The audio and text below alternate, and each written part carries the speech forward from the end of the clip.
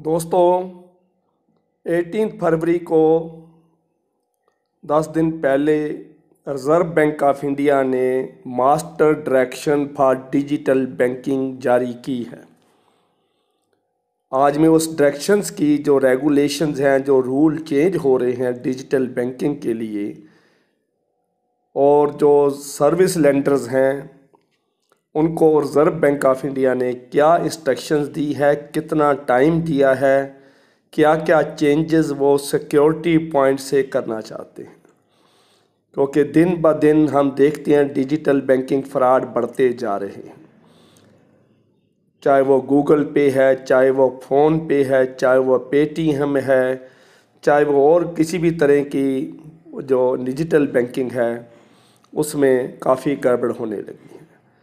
दूसरा है shopping, credit card से शॉपिंग करना। फ्लिपकार्ट, अमेज़ॉन, बैंगगोल्ड, स्नैपडील कहीं से हम करते हैं तो हम उसमें क्या करते हैं कि जो सर्वर पे हमारा कंप्यूटर पे हम डाटा फीड करते हैं, कार्ड नंबर जो 16 अक्षर का है, 16 डिजिट का है, तो जब हम फीड कर देते हैं तो उसमें क्या करते हैं कि हम CVV डाल के काम कर लेते हैं। दूसरी बार जब हम करते हैं तो उसके अंदर ये रिकॉर्ड रह जाता है, हमारा 16 नंबर का जो डिजिटल कार्ड है, क्रेडिट कार्ड है, हम सिर्फ CVV डाल के आगे चल जाते हैं। और मान लीजिए फ्लिपकार्ट से हमने शॉपिंग करी है तो फ्लिपकार्ट के पास भी हमारा कार्ड का नंबर होता है, हमने किस डेट को शॉपिंग करी, क्या शॉपिंग करी, कल को अगर हमने रिफ़ंड करना है, रिटर्न करना है, विदिन 7 डे रिटर्न पॉलिसी है, तो 7 दिन के अंदर अगर हम रिटर्न करते हैं तो वो देख के देखते इस कार्ड से इस आदमी ने शॉपिंग करी थी, ये इसका एड्रेस है, यही वापस कर रहा है। तो डिजिटल बैंकिंग में सिक्योरिटी के ऊपर रिज़र्व बैंक ऑफ इंडिया ने थोड़ी और कड़ाई करनी शुरू कर दी है, ताकि जो कंपनीज़ हैं, फ्लिपकार्ट है, अमेज़ॉन है, जहाँ से भी हम शॉपिंग करते हैं वो हमारा डाटा स्टोर ना करें। पहली बात तो ये है।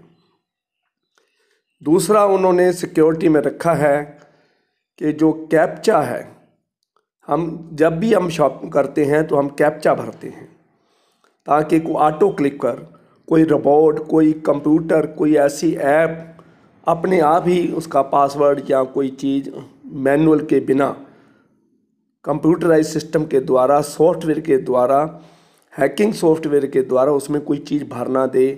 तो इसलिए मैनुअल इंटरवेंशन कैप्चा उसकी आंखों से आदमी देखता है और वो कैप्चा भरता है, तो इसका मतलब कि ह्यूमन बीइंग ही डील कर रहा है, दूसरी चीज़ नहीं है।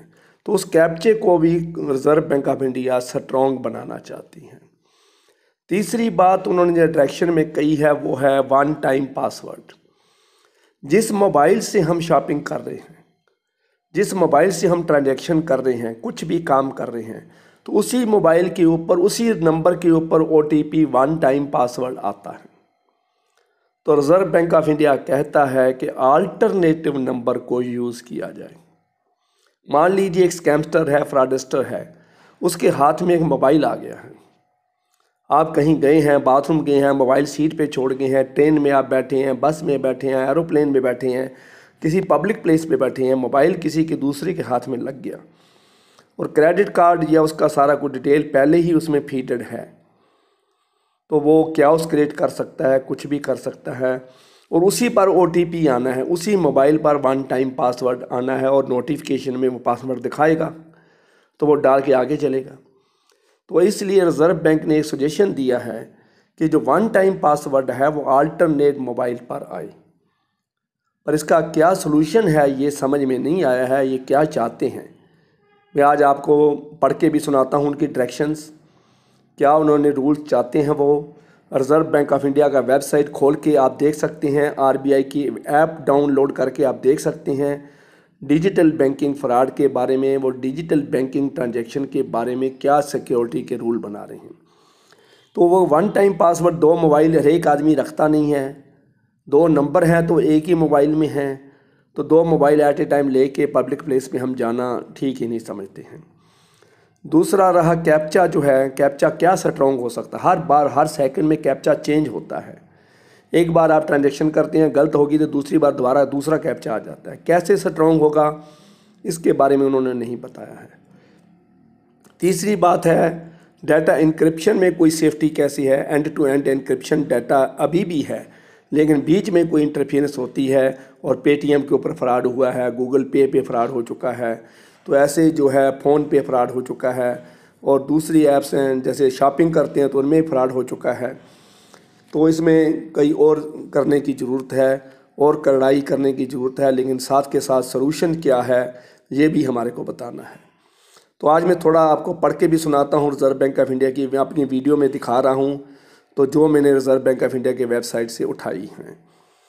तो 16 नंबर का जो डिजिटल कार्ड है, 16 डिजिट का कार्ड जो है, उसका नंबर भी बार बार याद रखना ये भी एक मुश्किल काम है। Everybody can't memorize the long numbers. पहली बात तो 16 नंबर का है। दूसरी, हर एक आदमी के पास एक कार्ड नहीं है। सब ने कोई स्टेट बैंक ऑफ इंडिया का कार्ड रखा है, आईसीआईसी बैंक कार्ड है, सब ने फ्लिप कार्ड है, अमेज़न कार्ड है, सभी तरह के शॉपिंग कार्ड हैं, डेबिट कार्ड है, क्रेडिट कार्ड है, तो सभी के नंबर याद रखना मुश्किल है। और अब क्या ज़रूरत पड़ेगी कि हर एक को कार्ड हर एक वक्त आपके जेब में रखना पड़ेगा। कहीं भी आप शॉपिंग कर रहे हो, कहीं भी आप ट्रांजैक्शन कर रहे हो, तो कार्ड आपके जेब में हो, वहीं से नंबर देख के फीड किया जाए।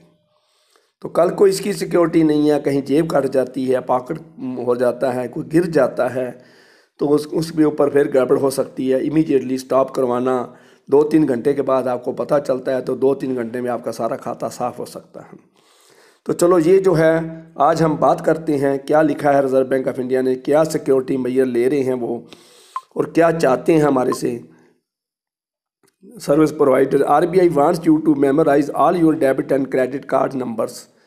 Amazon, Zomato, Netflix and other argue this make online payments more tedious. उनका विचार है कि ये बहुत मुश्किल हो जाएगा, इसलिए इसको ना लागू करा जाए। अगर रिज़र्व बैंक ने चार्ट दिखाया है कि कितनी कंप्लेंट्स डिजिटल बैंकिंग की 2019-20 में आई हैं, मैं आपको वीडियो में ये चार्ट दिखा रहा हूँ, कितने हज़ार कंप्लेंट्स हैं, कितना बड़ा टावर है। पहले कितनी कम कंप्लेंट्स थी, अब बाद में आके एंड में 2019 और 20 में अपने 31 मार्च 2020 को ये कंप्लेंट का बहुत बड़ा भंडार लग गया है। मोबाइल एप्लीकेशन जहाँ पर है where the service and authentication, देखिए मोबाइल एप्लीकेशन जो हैं इनका जो फ्रॉड चलता आ रहा है ये आपको पता ही है, और ये काम करते ही जा रहे हैं, गड़बड़ होती ही जा रही है। Mobile application loan fraud daily होते हैं, ये सभी को पता है, इसलिए इसके ऊपर भी उन्होंने कड़ाई करी है। और उन्होंने उसके बारे में देखो क्या लिखा है, where the service and authentication tool such as one time password are received on the same device, lenders are expected to come up with a better alternatives to authenticate transaction. वो कहते हैं लेंडर जो है जिसके लिए हम password लगा रहे हैं, जिसके साथ ट्रांजेक्शन कर रहे हैं, उसको और अल्टरनेटिव ढूंढने चाहिए। और रिकन्सिलेशन प्रोसेस भी विद इन 24 आवर होना चाहिए। आपने ट्रांजेक्शन करी है तो 24 घंटे के अंदर अंदर आपको मैसेज आना चाहिए। दूसरा, कैप्चा स्ट्रॉन्ग होना चाहिए। तीसरा, उन्होंने कहा है कि banks and NBFC must have a specific section of their digital payment products and services which clarify how customers can launch complaints in the event of grievance. किसी को शिकायत है तो कंप्लेंट कैसे करें, तो सर्विस लेंडर को स्पेसिफिक उनके प्रोडक्ट बनाने पड़ेंगे और उनको कंप्लेंट का जो वेबसाइट देना पड़ेगा, प्लेटफार्म देना पड़ेगा। RBI asked lenders to ensure that their web pages which provide digital payment products and services should not store customer sensitive information in HTML field, cookies or any other client side storage। Storage नहीं रखनी है, HTML में नहीं रखनी है, cookies में नहीं रखनी है। डिजिटल पेमेंट का रिकॉर्ड रखने के लिए रिज़र्व बैंक ऑफ इंडिया ने मना कर दिया है, लेकिन उनको 6 महीने का टाइम दिया है इसमें सुधार लाने के लिए। कंज्यूमर कंप्लेंट जो हैं, RBI circular on digital payment rules comes at a time when outage, frauds and data breaches have spiked in India's burgeoning payment ecosystem. Data breach बहुत होने लगी। डाटा की चोरी जो है वो एक कॉमन बात हो गई है इंडिया में, ख़ास तौर पर, बाकी पूरे वर्ल्ड में है, लेकिन इंडिया में फ्रॉड इस कदर हो गए हैं कि डाटा ब्रीच करके उसको फिर बनाया जाता है, उसका मिस यूज़ किया जाता है। कार्ड का नंबर ले लिया, पीछे CVV ले लिया, तो उसको ये करते आ रहे हैं। तो आगे रिजर्व बैंक ऑफ इंडिया और क्या कहता है वो अभी मैं आगे आपको दिखा रहा हूँ। डिजिटल पेमेंट की सिक्योरिटी बहुत ज़रूरी थी।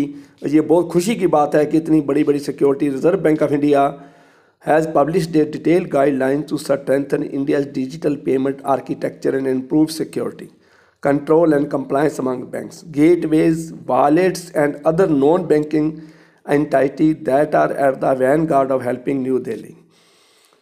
These rules are directly applicable for scheduled commercial banks. किस किस पर लागू होगा?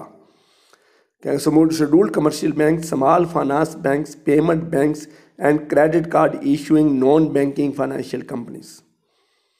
थर्ड पार्टी ऐप्स के ऊपर भी ये लागू है। ये 21 पेज का मास्टर सर्कुलर है। मैं आपको पूरा वीडियो में पढ़ के नहीं सुना सकता, लेकिन उन्होंने साइबर सिक्योरिटी के हिसाब से third party app, UPI apps सभी के ऊपर कंट्रोल करने की बात करी है और 6 महीने का टाइम दिया है, तो उसके ऊपर ये लागू होगा। This rule will have implication for not only regulated banks but also third party payment application such as Google pay, WhatsApp pay and phone pay and interact with their banking partner and store customer data। तो ये आज मैं आपको बताना चाहता था, क्योंकि digital banking fraud बहुत बढ़ गए हैं, तो इसलिए मेरे को वीडियोस के नीचे अभी मैंने 2-4 वीडियोस डाली थी डूबने वाले बैंकों के बारे में और बैंकिंग फ्रॉड्स के बारे में और लोन ऐप्स के बारे में, लोन मॉरिटोरियम के बारे में। तो उसके नीचे ये कमेंट्स आए थे, अरोड़ा जी डिजिटल बैंकिंग फ्रॉड बहुत बढ़ते जा रहे हैं, उसके बारे में रिजर्व बैंक ऑफ इंडिया की क्या गाइडलाइंस हैं। तो ये 21 पेज का है, 21 पेजेस का है। सारा पढ़ के सुनाऊंगा तो वीडियो लंबी हो जाएगी और आप फिर कमेंट्स करेंगे अरोड़ा जी आप टू द पॉइंट चला करो। और मैंने थोड़े थोड़े हिंट आपको दे दी हैं। आप आरबीआई का वेबसाइट खोल के, आरबीआई की ऐप खोल के सारी गाइडलाइन को पढ़ सकते हैं और अपने आप को सिक्योर कर सकते हैं। डिजिटल 16 पेज अंकों का कार्ड जो है वो उनके पास स्टोर हो रहा है। विदिन 6 मंथ ये सिक्योरिटी लागू हो जाएगी। कोई भी सर्विस लेंडर, चाहे वो अमेजोन है, चाहे वो स्नैपडील है, चाहे वो फ्लिपकार्ट है, कोई भी आपका कार्ड नंबर स्टोर नहीं कर सकेगा। तो इतनी सी इन्फॉर्मेशन आज मैं आपके साथ शेयर करनी थी। मुझे आशा है इस वीडियो को लाइक करोगे, शेयर करोगे, सब्सक्राइब का बटन जरूर दबाओगे। Thank you very much.